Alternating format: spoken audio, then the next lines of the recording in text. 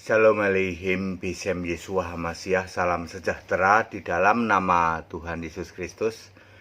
Bersama saya Pendeta Henry Tandianta MBS. Kali ini kita akan membahas sebuah tema. Terima kasih ya Pak Ustadz yang ngirim tema ya. Tata ibadah yang Alkitabiah. Tata ibadah yang Alkitabiah. Setiap gereja, setiap jemaat punya tata ibadahnya sendiri. Ya, setiap sinode lah ya, sinode tata ibadahnya sendiri-sendiri ya. Ada yang segala macam lah, ada yang jingkrak-jingkrak, dangdutan, ada yang bahasa roh raba-raba ya.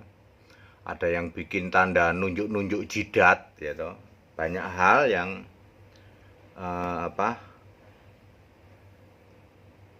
yang dilakukan oleh gereja-gereja tata ibadah. Semuanya itu ngarang. Tata ibadah yang sekarang terjadi di gereja itu ngarang. Ngarang bebas mendirikan kebenarannya sendiri. Nah, mari kita pelajari bagaimana tata ibadah yang Alkitabiah, saudara-saudara ya. Nomor 1, tentang doa. Nomor 2, tentang penyembahan. Nomor 3, tentang khotbah. Nomor 4, tentang persembahan. Jadi tata ibadah itu ya cuman 4 hal itu. Doa, penyembahan, khotbah, dan persembahan. Ya. Ini semua ada di Alkitab ya. Doa, pertama doa ya. Semua ibadah diawali dengan doa dong, betul. Menjadi pertanyaan, doanya ke siapa? Ke Bapa, Pak, demi nama Bapa. Ya, tadi kan sudah saya bilang itu, semua itu ngarang. Ya. Ke Bapa dalam nama Yesus, Pak, ngarang. Ke Maria, Pak, ngarang. Ke Bapa manifestasi, Pak, ngarang. Ke Bapa pribadi, Pak, ngarang. Ke Bapa yaitu Yesus Kristus, ngarang. Jadi doanya ke siapa? Ikuti apa kata Alkitab. Yohanes 16 ayat 26, doa itu dalam namaku. Doa itu ke Yesus, ke nama Yesus, tidak lagi nama Bapa. Hayo ngarang toh gerejamu demi nama Bapa. Ya Bapa, ya Bapa. Tiap hari doanya ya Bapa, ya Bapa. Ngarang. Ada ayatnya nggak suruh doa pada Bapa? Ada Pak, dulu, yaitu dulu sudah expired, sudah kadaluarsa. Yesus sudah nyuruh doa dalam namaku, Yohanes 16 ayat 26.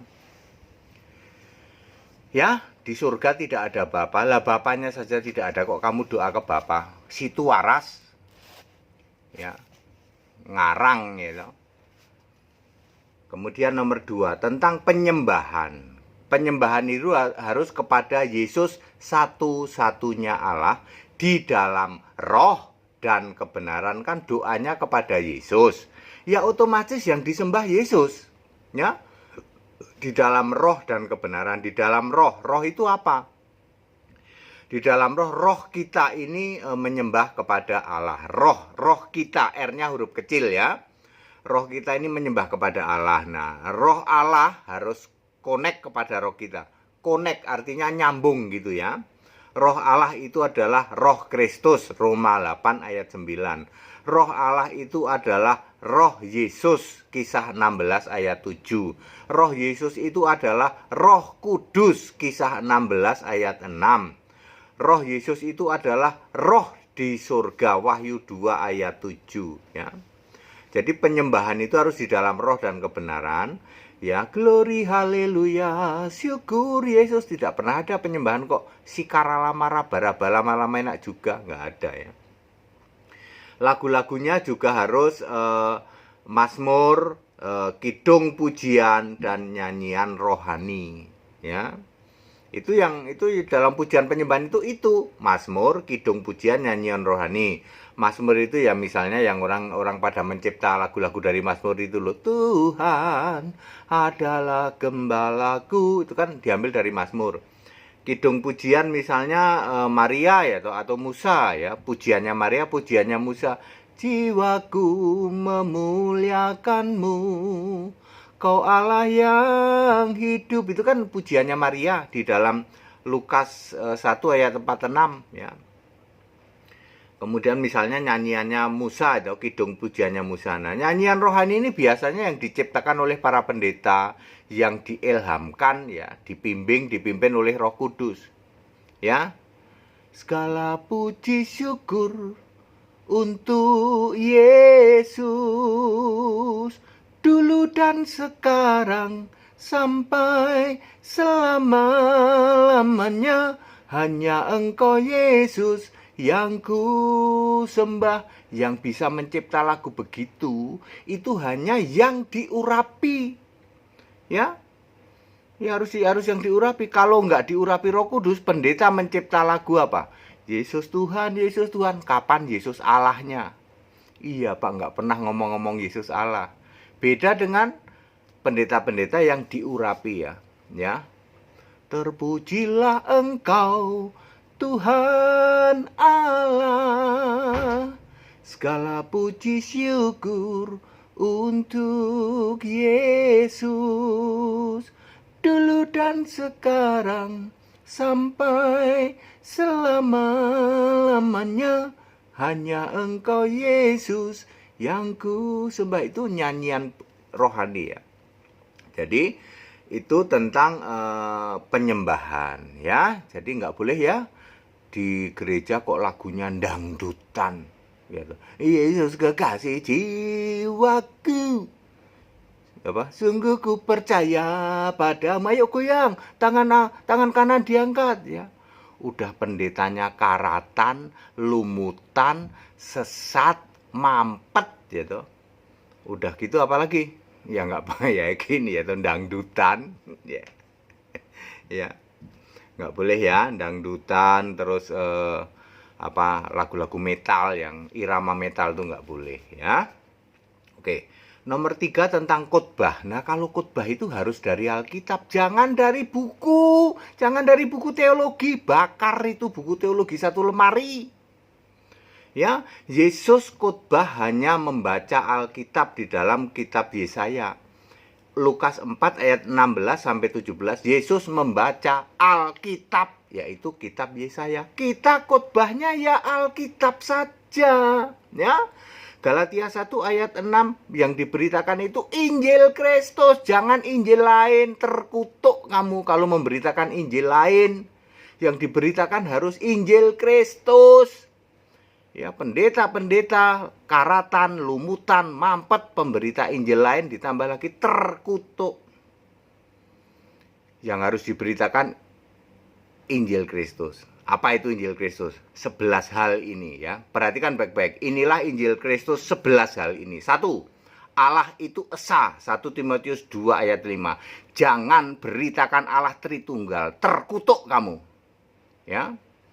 Allah itu satu. Galatia 3 ayat 20. Jangan pernah memberitakan Allah itu kesatuan. Terkutuk kamu. Allah itu roh, Yohanes 4 ayat 24. Jangan pernah memberitakan Allah itu pribadi, hakikat, manifestasi. Terkutuk kamu. Ya. Allah itu maha hadir, Ibrani 4 ayat 13, melingkupi seluruh bumi. Kalau Allahmu itu zat, Allahmu itu pribadi, ya tidak maha hadir ya. Kemudian nomor 5, Tuhan itu pasti Allah. Markus 12 ayat 24, 1 Korintus 8 ayat 6. Jangan pernah memberitakan Tuhan beda dengan Allah. Terkutuk kamu. Nomor 6, Roh Kudus itu roh Yesus. Kisah 16 ayat 6 dan 7. Ya, Roh Kudus itu roh Yesus. Jangan pernah memberitakan Roh Kudus beda dengan Yesus. Terkutuk kamu.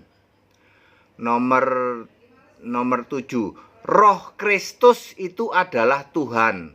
Roma 8 ayat 9 itu roh Kristus. Lukas 4 ayat 18 roh Tuhan ya.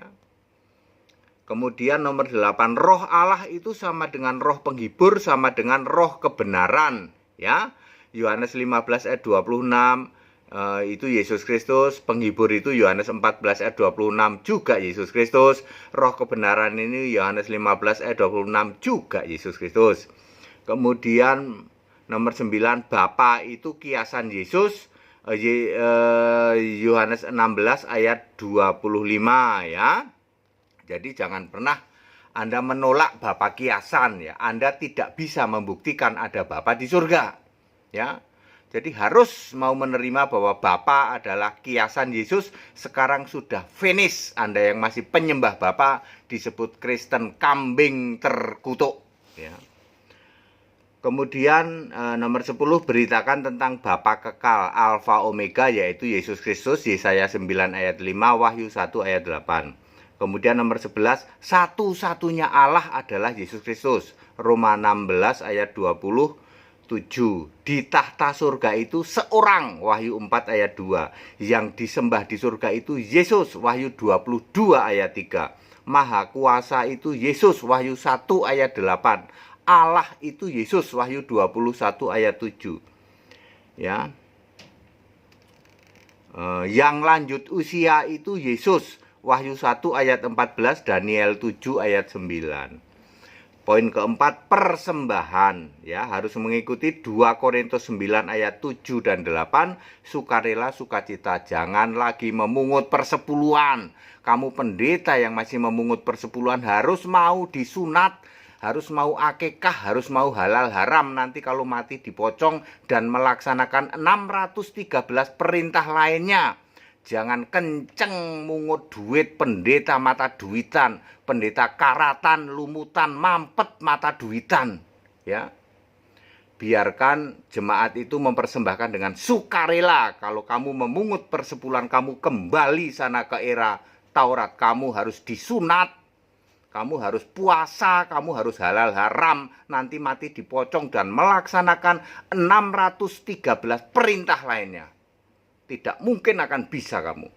Jangan jadi pendeta mata duitan memungut persepuluhan gitu. Mungut duit kenceng, giliran mau disunat ngabur. Siapa itu Pak? Pendeta karatan lumutan. Ya. Keras banget Pak. Ya emang harus begitu supaya kita tahu betapa sekarang ini gereja-gereja menyesatkan umat luar biasa. Pagi-pagi sudah doa pada Bapa, nyembah pada Bapa. Mana ada Bapa di surga? 5 miliar Anda yang bisa menunjukkan ada Bapa di surga. Ayo.